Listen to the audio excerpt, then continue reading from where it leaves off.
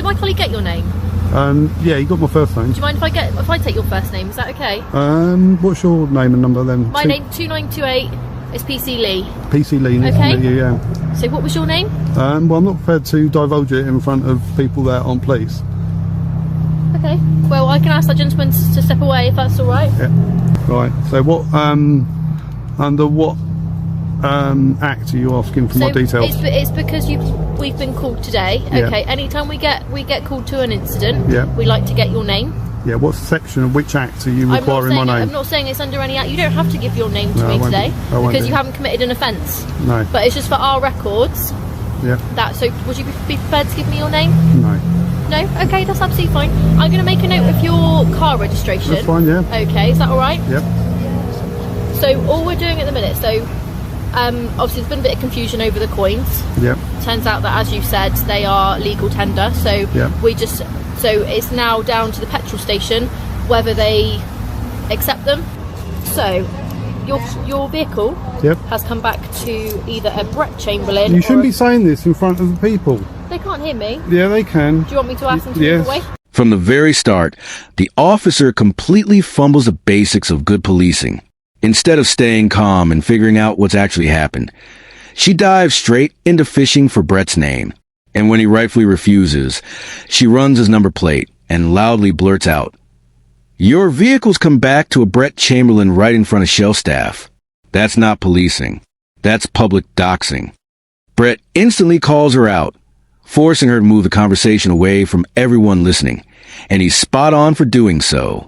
Officers have a duty to protect personal information, not shout across a forecourt like gossip. What she did wasn't just unprofessional. It was a complete disregard for data protection and officer conduct. You shouldn't divulge my personal details that you've got for Police National Computer. I wasn't divulging them to them. Well, you were. You were speaking loud enough voice that they would have heard. Well, they're not. Right. Okay. Go on then. So, a Brett Chamberlain. Right. What was your name? Which section, which act you requiring me to give my name? Road Traffic Act. You're driving a motor vehicle. Yeah. Okay, so I require you to give me your details. If you don't, it is an arrestable offence. Right, but am I on the highway?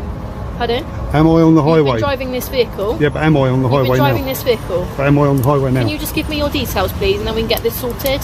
Am I on the highway? So what yeah, but I'm asking a question. Am I on the highway? You're not on a highway right now, but you have been on a highway. Yeah, so you could have requested my details when I was on the highway, but now I'm not on the highway. You can't, can you? I can. You could wait until I leave, and then you could pull me over. Under the Road Traffic Act, I can request your details. Yeah, only on the highway, but not... Can you just give me your details, please?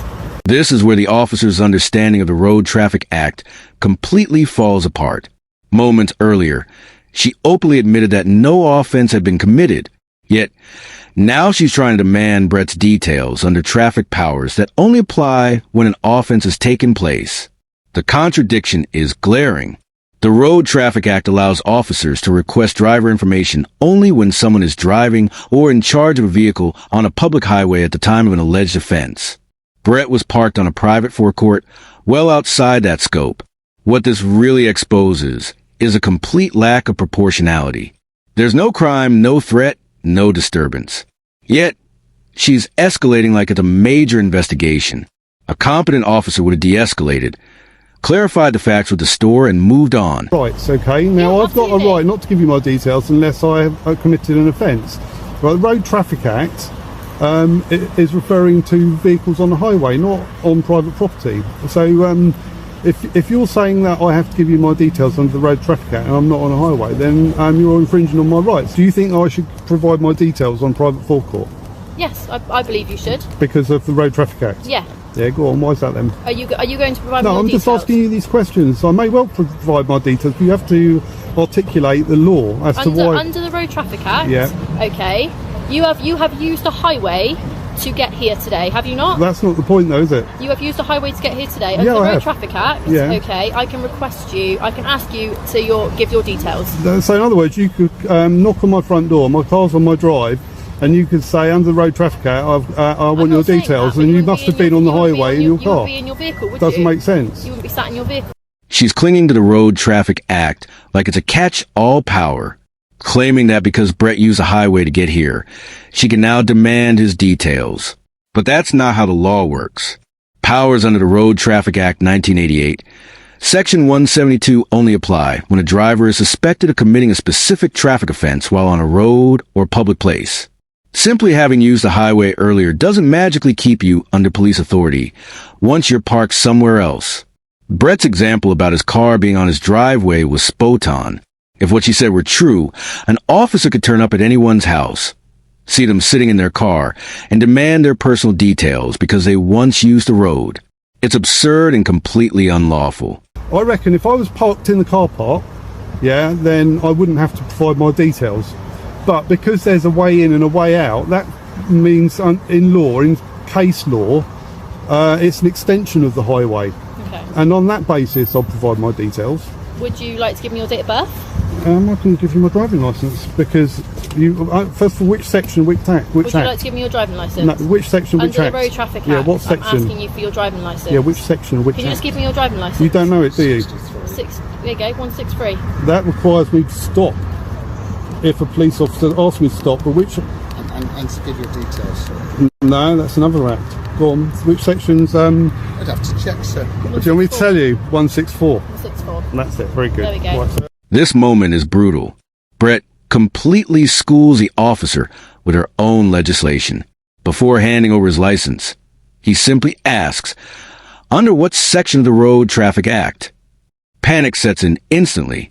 Her colleague jumps in with Section 163, but Brett shoots it down. Section 163 only gives police the power to make a driver stop a vehicle on a public road. Nothing more. It doesn't cover demanding personal details or a license after the fact.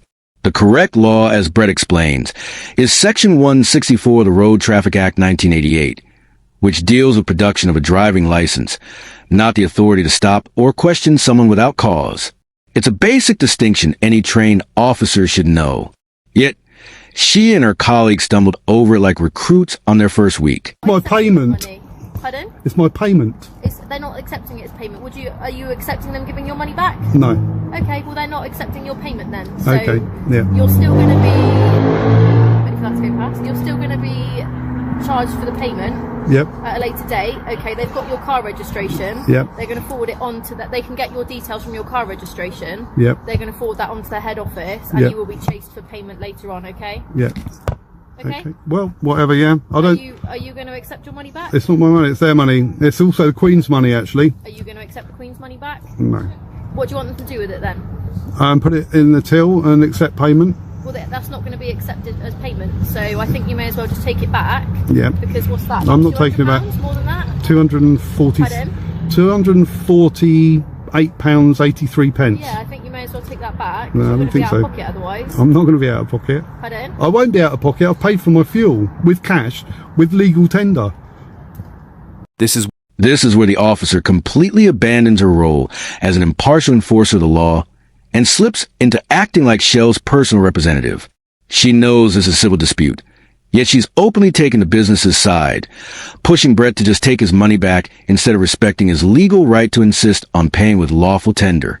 A police officer's job is to maintain order and uphold the law, not to pressure a citizen into doing what's most convenient for a corporation. When Brett tells her the amount, £248, she replies, "Yeah, I think you should take that back," as if her personal opinion carries any authority. It's patronizing, it's unprofessional, and it exposes how little she understands the boundaries of her role. Is Yeah. advising you, okay? Yeah. Like I say, this is a civil matter. Yeah. I can just give you advice to take the money back. Right. If you don't want to, fair enough. But just to let you know, they're going to raise it with their head office. Yeah. And their head office will be in touch, okay? Yeah. Okay then. Is that okay? Yep. Have you got any further questions or not? No. They would like your details. Oh, Are yeah. you willing to give them your details? No, they're private. Pardon? They're private. Okay, that's fine. Okay, they've got my registration number, haven't they? They've got your registration, but it's just whether you wanted to comply with them and give them your details, okay? I'll Yeah. let them know that you're not giving them your details, Yeah. and what would you like them to do with the money? Well, it's up to them to do what they want with it. Obviously, it's payment, so Well, they're not accepting it as payment, okay? yeah. But obviously, they may well get legal advice, and the legal advice might tell them that they need to accept it, and therefore, if they've given me the money back, then they've got no way to recover the money, then have they? Because They they've. will do. I don't know. I'm pretty sure that if they did give it back, there would be no recourse in law to recover the funds later on. So I'm doing them a favour by saying, look, you hang on to it, it's payment for my fuel. I'm not a fuel thief. In simpler terms, what Brett is saying is pure common sense backed by solid legal reasoning. He's not refusing to pay. He's protecting both sides from making a bigger mistake. By leaving the money with them, he's keeping the transaction open and preserving proof that he's made a lawful offer of payment. If Shell later received proper legal advice and realized they were wrong to refuse the Royal Mint coins, the payment is already in their possession and can be accepted without issue. But if Brett would take it back, that offer is gone and there'd be no legal way for him to recover the money or prove that payment was tendered. It's a level of thinking you rarely see in these encounters. Brett isn't being difficult. He's being smart. A civil matter and it comes back that it doesn't go in your favour, Yeah. then you're going to be out of pocket. That's all I'm thinking. If you still have to pay for the fuel again. Now, how am I going to be out of pocket? Because what would have happened to the money that I've given them? Pardon? I've given them the money, haven't I? So how can I be out of pocket? Okay, so you're not accepting the money, no? No. Okay. Have you got your body worn camera on? Yeah, there. Oh, so you didn't tell me about that either, did you? Is there? Yeah, See but it? no. In the policy, it says that you need to advise somebody. In fact, everything that's happened up until this point You is not admissible in court because you didn't. Pardon? I can't hear you. I said can't hear you. everything that's happened on that camera is not admissible in court because you failed to advise me that you were recording. In the policy, your policy. What section is that? What policy is that? I'll get back to you on that. Okay, I'll tell you what, that's loads of fine. people on YouTube will get back to you on that. So if you just look up this video, That's fine. they'll explain the police's own. That's perfect. I don't tend to watch police videos on YouTube. No, you I've obviously got didn't that. listen either when you were being instructed that you need to advise members of the public at the earliest opportunity that you're video recording them for evidence. Like I say, what part of policy is that?